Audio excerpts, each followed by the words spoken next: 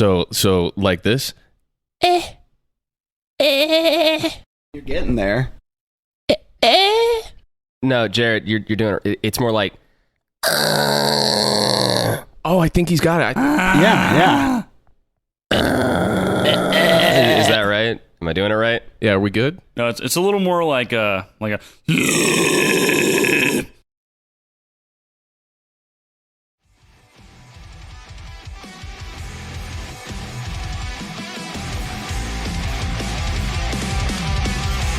Welcome to the No Experience Podcast, where two dejected metalheads are here to talk about anything and everything. I'm Ammar Abdullah, and I'm joined as always by my beautiful co-host, Jared Hines, and today we have a couple of lovely local musicians from the Boise area. We're bringing them on to talk about their band. Go ahead and introduce yourselves, fellas. Hi, my name is Gabe. I play guitar in Fall of Fathom. I am Will, and I sing in Fall of Fathom.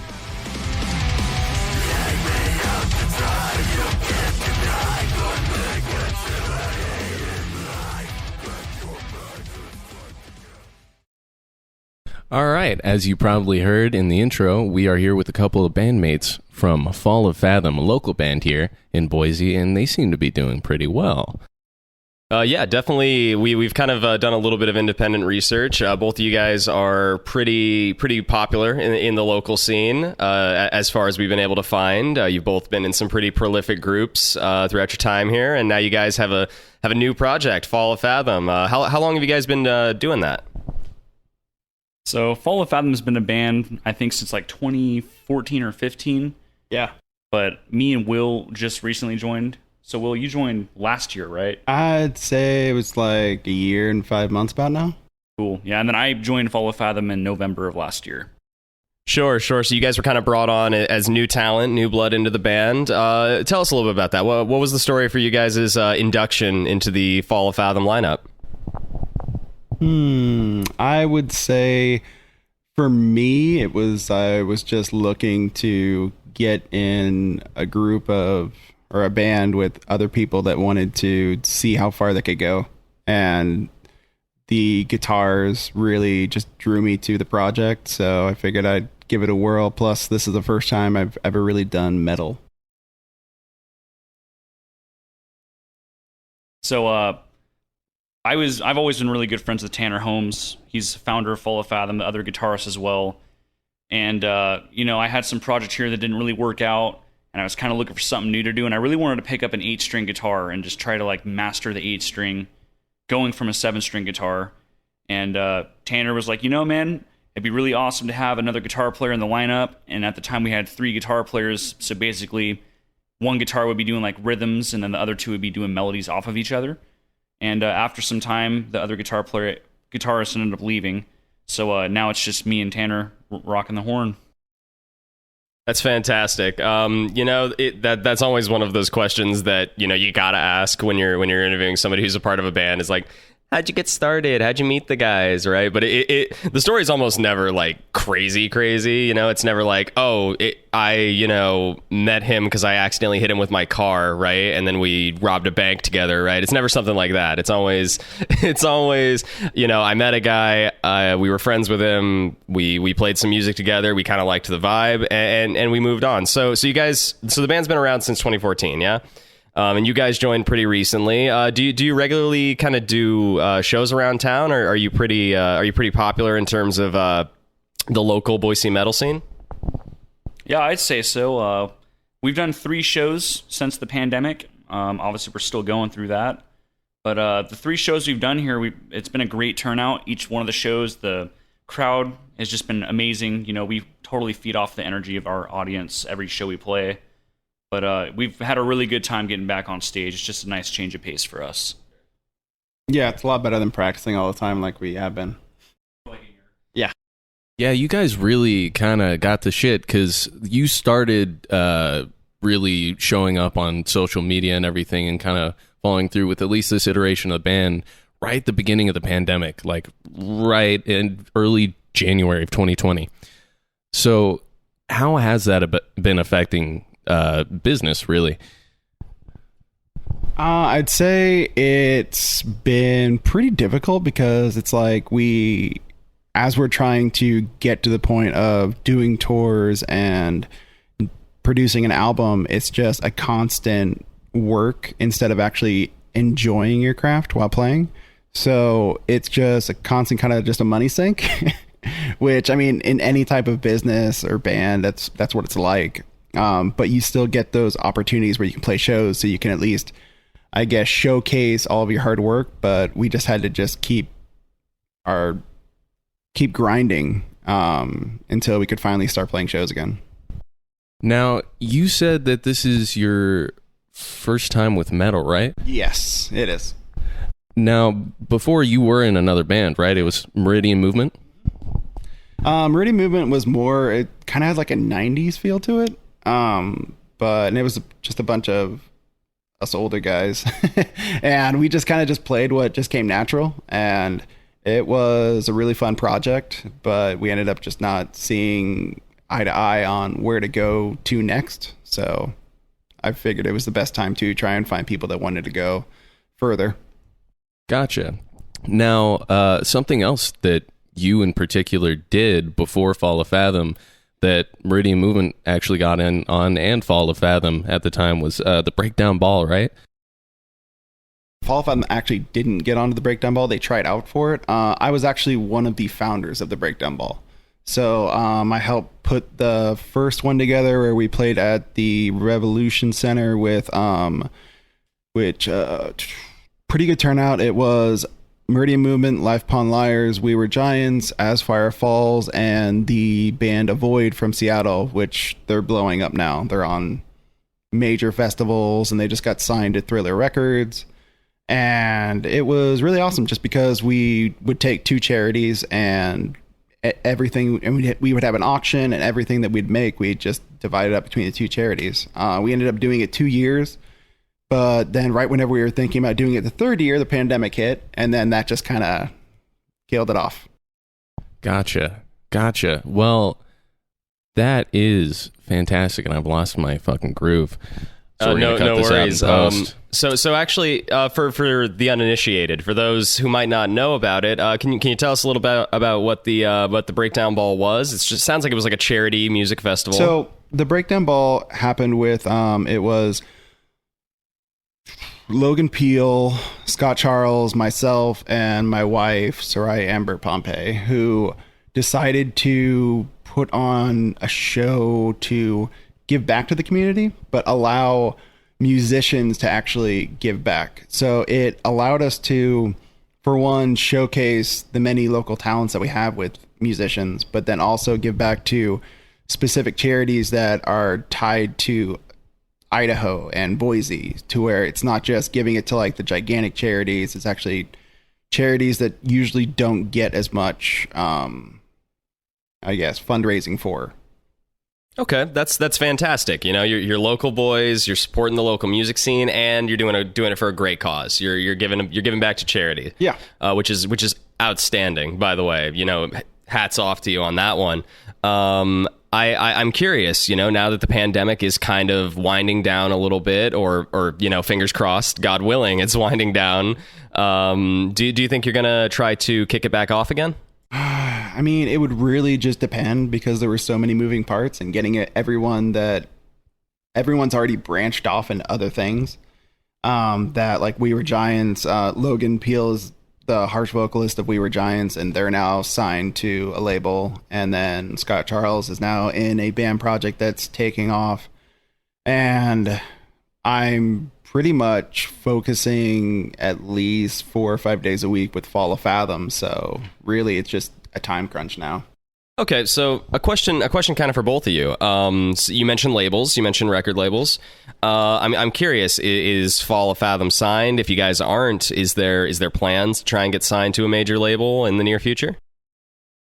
So, I mean, obviously that's every kid that picks up an instrument or sings or screams, they always think of, you know, like, oh, I want to be signed to a label. We're open to the idea, but we also know that there are a lot of different moving parts tied to it. And sometimes a label isn't necessarily the best way to go forward. I mean, if everything aligns right and we've we can prove that we can have the momentum ourselves, I think that might open up doors for it. But really, it just kind of depends on, like, in my opinion, the perfect storm happening. So right now what we're doing, which is out, it's been a really good direction for the band. We got signed to Distilled Management, and they're out of Los Angeles, California. So these guys are, helping us with the marketing schemes of the band, future endorsements, tour offers. We're still getting ready and prepped to go on tour, but they've actually been a huge help and kind of helped us steer the band in the right direction and keep focused, because it's really hard to do that whenever you're writing so much music.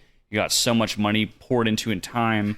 It's easy to kind of get scatterbrained and not look into the right areas. So they just keep us on track for what we're doing. Definitely. And I mean, that's one of the major struggles of being like musicians, is the sort of struggle to put a lot of money into it and sort of waiting for money to start coming, to see a return on your investment, to use kind of a stock term, right?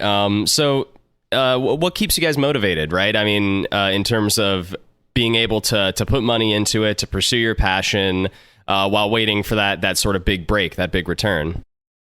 So for me personally, it's simply like the music, So right now we're in a major writing process, so we can put some more music out.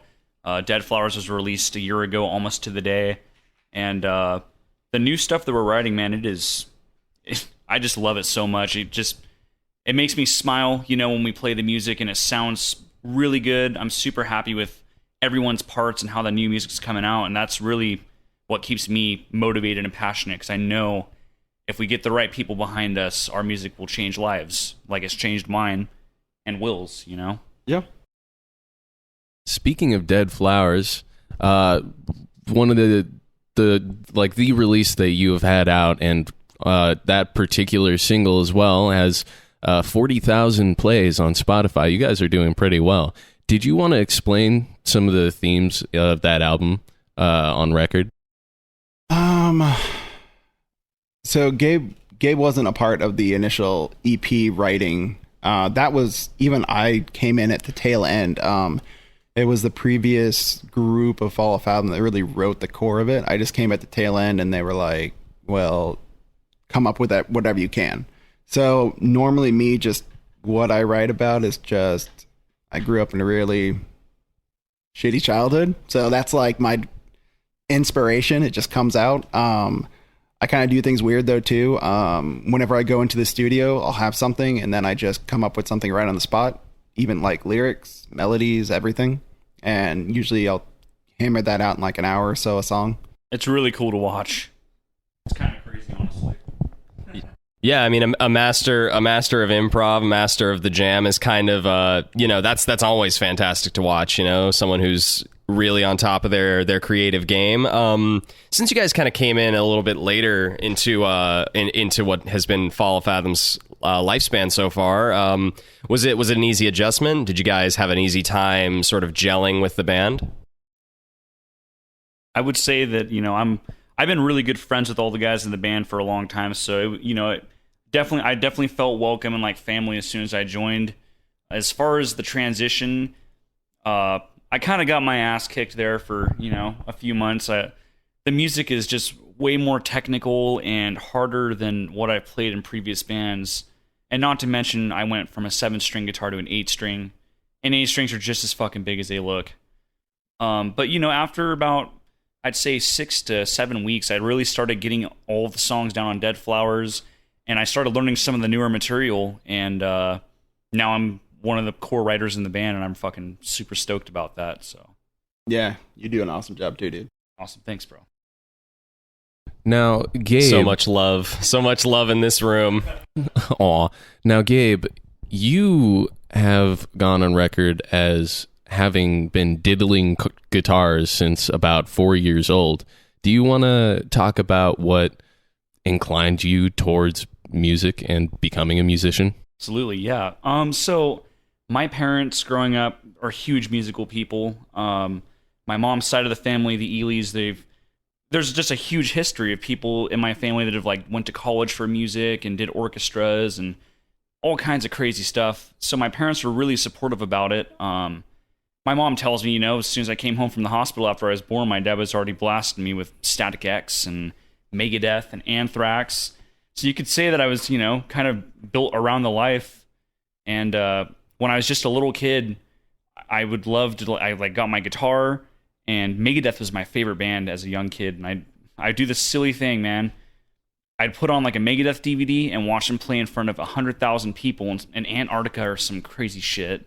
And I'd throw a t-shirt on my head, and I would do windmills with my t-shirt, and I'd do the headbangs and practice my stage moves since I was just a little kid, So basically, throughout my life, like, music has always been there whenever other things were not there. It was kind of a coping mechanism with my crippling anxiety that I deal with every day. And because my parents were so supportive, I always had something to play. So I had a guitar and a bass. I eventually got a drum set and started learning how to drum. And it literally, music just rules my life. It's a fantastic story. I love stories like that. Yeah. Heartwarming, honestly. Will, how about you? You're the clean vocalist for the band. What drew you towards this, even before metal? Okay, so about same time as Gabe. I mean, not same year exactly, but same age. I was about 4, and I was just singing in the bathroom one day. My parents were like, damn. So they signed me up to start becoming an opera singer. So I did that, went to tons of different places. I sang opera in like Europe and Canada and all across the US. And then I hit 17, I sang at Carnegie Hall. And then I was kind of like, okay, so I think this is like the ceiling for me.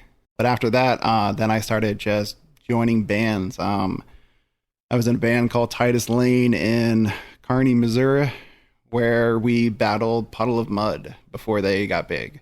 After that, I was like 19. I went to Canada and joined a band. Didn't know any of the guys, just met them like on a music forum. And then I was like, okay, screw it, I'm going. I was there for like 2 years. I was playing World of Warcraft at the time, and I met my now wife on the game. And then she was like, well, I just got into med school in Puerto Rico. So I was like, okay, I'm moving to Puerto Rico. So then I was there, and I took like 10 years off because we had a kid. And then we ended up moving to Boise, and I restarted back up.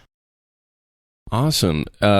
And we'll come back to this, but I feel like this is an amazing opportunity to talk about the outrageous amount of opera singers that go on to do metal. It is actually, like, there's a huge opera to metal pipeline. I didn't know it until recently. I was looking into it, and some of my favorite bands, metal bands, that is, have opera singers at the helm. And I was like, that's crazy to me, because Jared and I were both men's choir kids. We did that throughout high school. And so it's interesting to hear that you were kind of a very accomplished singer of classical music, and now you're kind of branching out and trying something a little bit different, a little new. Now, Will, do you have any insight on this? Is there like a reason why so many opera singers go to metal that you can think of? I think it's just a fact of that metal requires so much more emotion to it. And whenever you're singing opera, you really have to channel your emotion, and it requires a lot of power. Like me, I have a lot of power in my high range that I really haven't come across too many others that can do that. My lower range is a lot quieter, but my high range, I can just belt. That, and I also think it really helps with just opera allows you to really learn how to control your breath a lot more. So then it also then goes into metal, because a lot of metal has with the epic singing they do and a lot of long chords and stuff like that. It really just allows the breath control really just helps the process. Just more examples of the fact that metal really does require some specialized skills.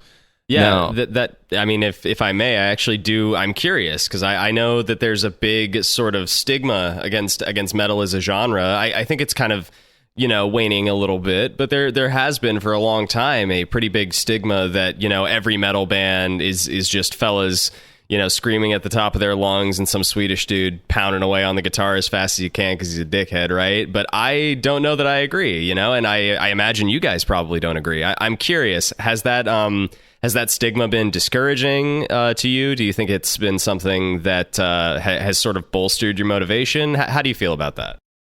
So, like, I think that when it really comes down to metal and the image of it and the lyrical content, obviously there's like countless bands out there that are so different, but there's definitely the image thing, I think, is what the Karens of our society don't like. The septum piercings, whatever, tattoos, long hair.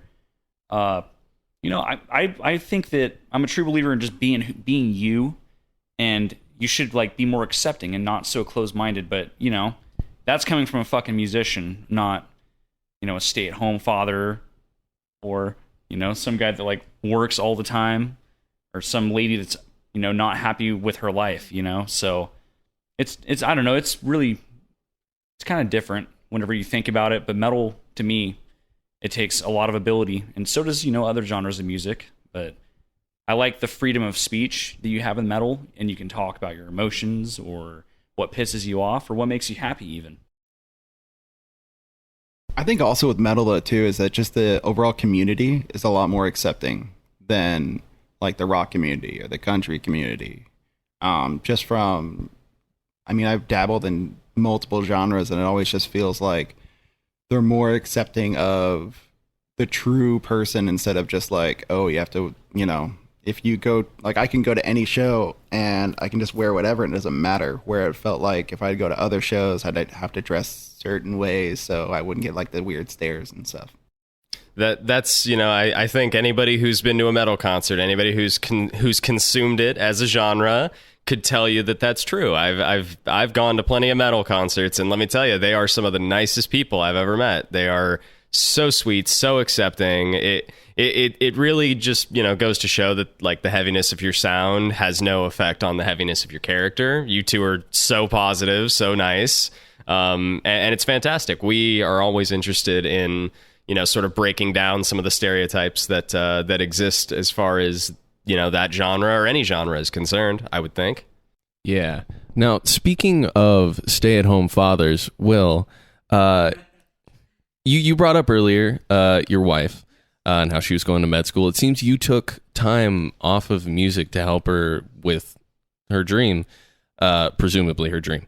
And you are now also presumably the proud father of a neurodivergent child. And I was wondering how you balance all these different facets of your life with music. So, pretty much whenever I was in my Canadian band, we were like on the verge of, doing what every kid wants to do, get signed and all of that. But things changed. And then my wife had been, that's her dream to be a doctor. So I was like, okay, I will just take time off. And then we had our daughter.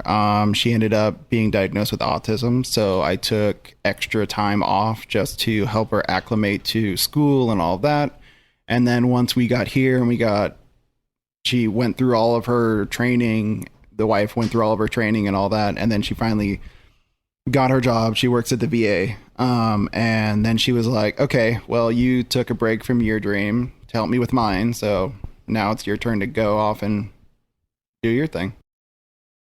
So inspiring. I love that. And I actually am curious. I mean, if we're talking work-life balances, how do you balance, the work with the music and with whatever other hobbies you might have in life, Gabe? How do you do it? Not a whole lot of sleep, I'll be honest. Sleep's gone. Yeah, sleep's pretty much gone at that point. There was one point I was in 3 bands, full-time bands, as well as had a full-time job. And that's when I really realized that I was overdoing it and overworking myself. The mental health just took a crash. I mean, I was practicing Monday through Friday and then Sundays. So I practiced 6 nights a week, worked 6 days a week, Monday through Saturday. So whenever Abbasi broke up, I decided to really just take a step back and try to enjoy the little things in life. And that just so happened to be right when the pandemic started. And I, got pretty freaking depressed because my social life was gone. So, I decided to buy a fast car to save myself mentally, and it just, Horrible idea. Which just destroyed my wallet in the long run. But to this day, I try to like relax before I go to band practice after work. So I try to get off work a little earlier now, go home, change, shower. It really helps me get into a better mindset going into practice where it's not like, oh man, I wish I could just be at home laying down. It gives me that positiveness to go to practice and write some badass music. And plus, I love all my bandmates in both bands, and I would much rather be at practice than sitting on my ass getting fat. That's fair. That's and I mean that's something that anybody who's pursued something artistically can relate to, is the natural like need to improve and to play as much as possible because it is something you love, but also the the sort of taxing effect it can sometimes have on your mental health, on your personal life. It's great to know that you've struck a balance, between the two, where you're kind of doing what you're passionate about, but you're also, finding time to yourself, time to relax, time to, get a little zen, Why don't we take a quick break from the heavy shit for just a moment? Will, a few years ago, before the pandemic even started, you expressed some concerns with coughing after a specific incident which seemed to have had an effect on your ribs. Oh, yes. Coughing sucks. So I coughed and I ended up breaking a rib. It was horrible. Now, before the first breakdown ball, this happened. And then I had to perform. So I'm performing with the broken rib and it pops out. Yeah, it pops out midway. So I had my good buddy, Brandon Paw, who was my bassist in Meridian Movement, I just kind of pointed at him and I was like, dude, just punch me. And he punched me and punched it back in place and I finished. That's it. Will, did you scream when he punched you? Did it hurt? No, it cut off one of my notes a little short, but I did not scream. Yeah. That is the craziest shit I have ever heard. That is an insane thing you just said. Oh, wait, I have another one. So, what is it? I think it was like a year before that, I ended up getting like MRSA, and I had like a softball sized thing on my throat, and I still played a show even though I was septic. Yeah. And my wife was like, why are you doing this? And I'm like, we already booked the show. I got to perform. That's Jesus dedication Christ. to your craft. That is the most dedication here I was thinking the worst thing that ever happened to me was that I had to sing a solo when I had a cold, but boy, man, you make me look like a pussy. That is indeed pretty fucking metal. Gabe, I got a picture here. Would you mind just explaining what the fuck it is to me? Oh, yeah. So, when I was born, my dad worked at a Domino's. He was a delivery driver, and my dad was really good friends with the boss there. And so the day that I was born, they decided to throw my name up on the billboard saying like, congratulations, baby Gabe Hodges or something like that. And they put it up in Mountain Home at the store my dad worked at. Yeah, like I said, this man is on top of his research. He's dug deep to find the polls for you. I just wanted to ask because I couldn't exactly comprehend what was happening in this picture. Like, I knew the general idea, but my brain couldn't make sense of it because it just says helping inside, help. Congrats, Hodges baby boy, Gabriel. I was so confused. Oh man. Okay, so let's talk some we got some lightning round questions for you. Just some quick, 1-2 punch sort of questions. I'm curious what kind of music have you guys been listening to recently? I know you play a lot, but I'm curious what you listen to in your free time. So I like to listen to death metal. But I've been recently getting into more of clean vocals. I would say that's because of Will. Will's just such a good vocalist, and now I'm starting to actually understand what it takes to be a great vocalist. I've been listening to this band called Novelists, and I don't really know how to describe their genre, but it's different for sure. Really, I listen to metal not often. I I love Incubus. I love who else? I listen to a lot of country, R&B, just because a lot of the clean melodies that are used, if you really pay attention to them, they actually have more like hip hop to them, or not, especially in like the modern day metal that we're trying to dabble in, is that the melodies are sought after more easily just from other genres. That's fantastic. You know, you're studying other genres to find stuff and make it your own. I love that. That's one of the things about metal too, is that you'll see a lot of, say, covers online where people take a metal song, but they play it with really clean instruments, no distortion, just super laid back and everything. And you notice that it doesn't really sound like metal, at least what you expect metal to sound like. No, if you strip it down to the bare essentials, it's just fantastic musicality. And it's just another example that nowadays a lot of music is just borrowing from a shit ton of other genres to build their music, which I think is just a beautiful thing. Oh no, you are only as good as the sources you steal from. That's the classic quote that I use when I write and when I record and everything. Every artistic pursuit I've ever had. Hell yes. Let's see. Next question. Yeah, absolutely. So you've been listening to this pretty diverse array of stuff, it sounds like. Who would you say are some of your biggest inspirations in terms of your guys' music? Incubus. Yeah, that's a good question. I'm gonna have to list like 3 bands. So Megadeth is, where it all started for me. Chimera, they're more on the heavier side. That's a band that has really inspired me to become a better guitar player. And As Lay Dying is another band that I was just absolutely huge into whenever I was a teenager.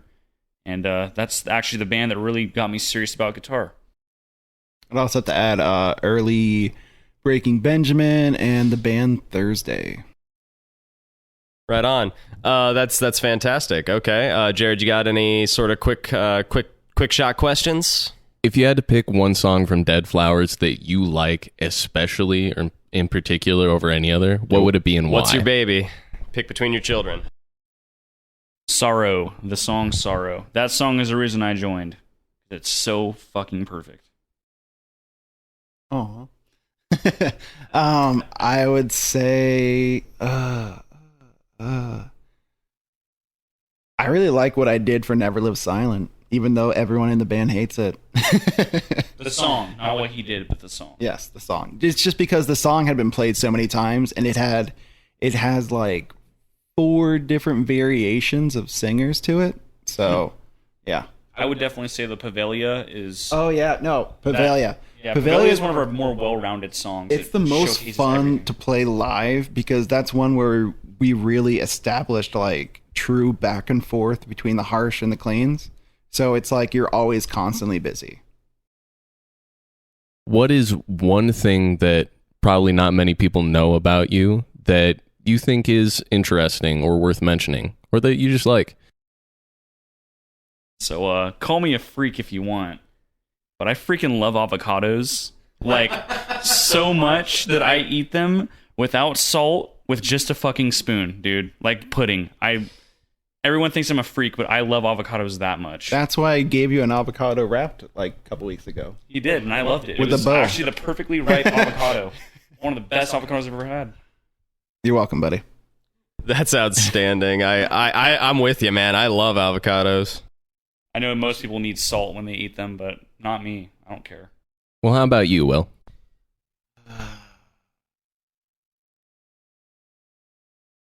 Not the avocados. You don't. I'm not going to make you decide whether you like avocados here or not. Something interesting about Will. I know what's interesting about me. Will's really good at computers, like working on them and stuff. Yeah, I wouldn't have like seen that when I met him. whenever I was like 7, my dad started having me build my own computers Will also dresses like a full-time dad. because I am a full-time dad. Yeah, I mean that's you gotta dress for the job you want, right? Yeah, no, I wouldn't have pegged you for a guy who knew a lot about computers. That's something that you obviously can't look at somebody and know, right? But I wouldn't have thought. I am also the master of nonsense. The most useless information I usually have. Really? Give us a trivia fact. I'm curious. I mean, a lot of it's just like you wouldn't expect me to have vast knowledge of like medical stuff, but just because I'm married to a doctor and I have to go to all these doctor functions, pretty much had to fake it till I made it. So, Is this mole cancer? no, you're good. It's only so a lot of times whenever you see a mole, and the majority of the time, if it's still like pretty much just circular, you're fine. If it starts having like parts where it moves off and then becomes uncircular, then you have to worry about that a bit more. Like checking the moles on my arms now, making sure they haven't grown any new legs. Yeah, I'm gonna have to check my dick after this. Okay, so we've kind of talked about a lot here. We've sort of hit a lot of different topics. I guess the thing that we're the most curious about is, what's next for Fall of Fathom? What are you guys working on that you're excited about? So we started doing a full-length album, and then we decided we might as well just do 2 EPs. So we're just about done with our first EP, probably by the end of this month, I think. And then after that, we'll start releasing the tunes. So, pretty much we have left. We're just about done on the writing process for this first EP. I believe we're expecting 4 to 5 songs. And on these, we basically have to just record them, mix and master, and then figure out when we want to release them. Right now we're doing a lot of writing. And we have a sexy feature. Oh, yeah. Yeah, we can't unveil that though yet. Well, we can't unveil the song. We could maybe drop a hint of. Is this going to be a no experience podcast first? A reveal? I'm curious. You can't tease me like this. Please let us know. I say we do it. Okay. All right. So I don't know if you guys are familiar with the band Left to Suffer, but they are a new band, or not new, but newer band out of Georgia, Atlanta, Georgia, and they are absolutely taking the scene by storm. And we're very happy to be good friends with these guys. They're really sweet dudes. So we have Taylor Barber of Left to Suffer featuring on one of the new songs we will be releasing. And I'm just going to tell you right now, it is one of the most disgusting, filthy deathcore breakdowns I've ever heard in my life, and it makes the hairs on my body stand up. Like, he sounds like a fucking animal. So. And you helped write that breakdown. I did. Yeah, that was actually the first thing I wrote when I joined Fall of Fathom, and I was stoked about that because I love deathcore. So, like, dude, write the most brutal breakdown you possibly can. And then I had one of, like, my heroes, as of right now, as a vocalist, fucking do his stuff over. It was pretty badass. Well, there you go. That's some big news. Remember, you heard it here first. We got an exciting feature on the new Fall of Fathom EP that's going to be coming out in the not-too-distant future. Can you give us the name of the band and the name of the singer one more time? Oh, absolutely. So the band is Left to Suffer, and the vocalist, his name is Taylor Barber. Left to Suffer just dropped an EP called On Death. And they are about to go on a 40 or 50 date tour across the U.S. with Body Snatcher, Mouth for War, and Varials, I want to say. And there's a third band on that one, but yeah. Outstanding. Well, we can't wait to hear it. Keep your eye out. Go check out Left to Suffer as well. Yeah, we're honored that you felt this podcast was worthy of the announcement. That's fantastic. Well, I mean, we got to give something to your listeners and all that. Our 44 subscribers at the time of recording. All right. Well, in our last few moments, is there anything you would like to plug, not just for yourselves, but if you feel like there's anything or anyone else that you would like to shout out? We just want to really show our appreciation to our families and friends that put up with us for how much we're gone to work on our craft, because we're practice 3 days a week, and usually Sunday practice is a long one. Yeah, and studio time is usually 1 or 2 days a week too, so we're gone a lot. I want to give a shout out to friends and family, like Will was saying, all of our fans that support us and go to our shows and, help us get by, as well as Brogan Allen from Night Owl Studios. None of this would be possible without his help within, the writing process and marketing and all that stuff. And I'd also like to mention that we have a pretty big show coming up next month here in Boise, Idaho at the Knitting Factory. We're going to be opening up for a band called From Ashes to New, and the show is going to be landing on a Friday night, October 15th at the Knitting Factory. Show starts at 7. Doors at 6. Brilliant. Yeah, so get out there. If you're our listeners here in Boise, go check out Fall of Fathom. Going to be opening at the Knitting Factory here real soon. And if you want to check out their album Dead Flowers, it's on YouTube and Spotify. And be sure to watch out for any new releases. Yeah, anywhere where great music is found, you can find these fellas. We want to thank you both so much for coming on the podcast. It's been an absolute pleasure having you two. No, thank you guys. It The pleasure's was great. all ours. Thank you for having us. No problem. Like always, be sure to check us out, the No Experience Podcast, on Facebook. And we are on Twitter at the Dongan Man, right? And we are on TikTok at Brick Road, and probably somewhere else that I can't remember. I think that pretty much covers all of our bases. You can, give us a follow on Twitter, give us a subscribe here on YouTube. Stay beautiful, people. Go listen to some metal.